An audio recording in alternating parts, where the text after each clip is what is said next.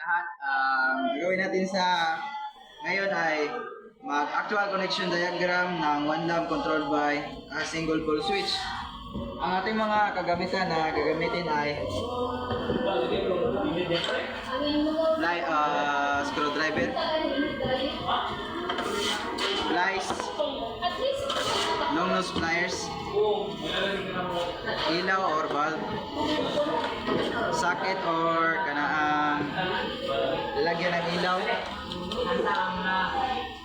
extension, at saka wires. Sa paggawa na sa pag-actual connection diagram ay may pangapaalala tayo.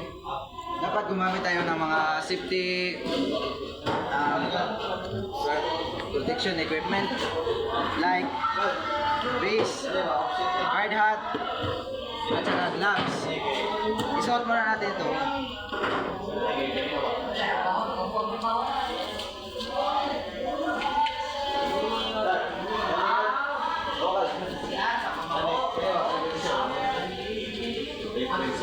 So, PVC dito alay.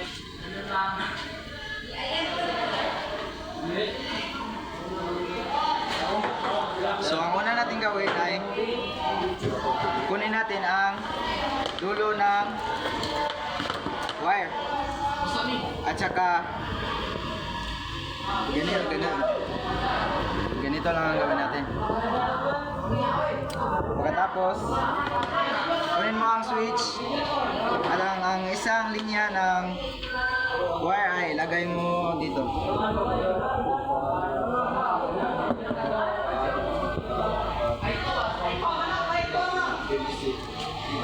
So pwede mo nang gamitin ang screwdriver at ilak na.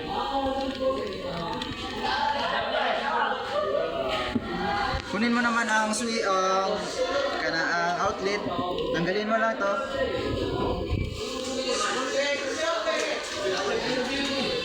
Tsaka yung isang line ng ginamit natin dito ay dito natin ilagay.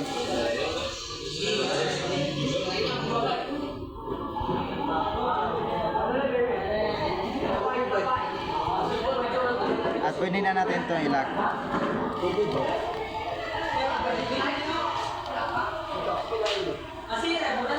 Saka isara na rin natin itong ang outlet natin.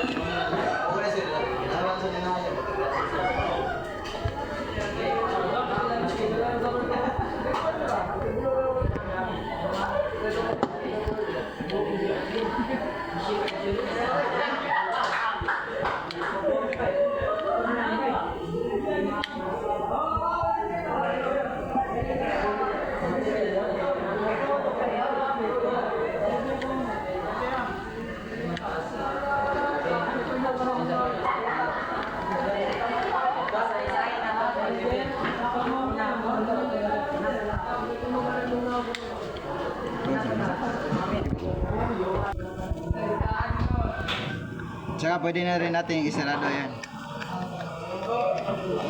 Ang isang wire na nakakonekta dito sa ating outlet ay dito rin natin ilagay.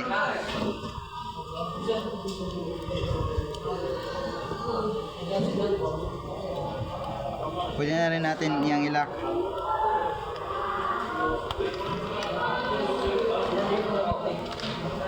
Panghuli ay itong ilaw. Lagay na natin yung ilaw. At pwede na natin yang gamitin at i-test. At atin na itong i-testing.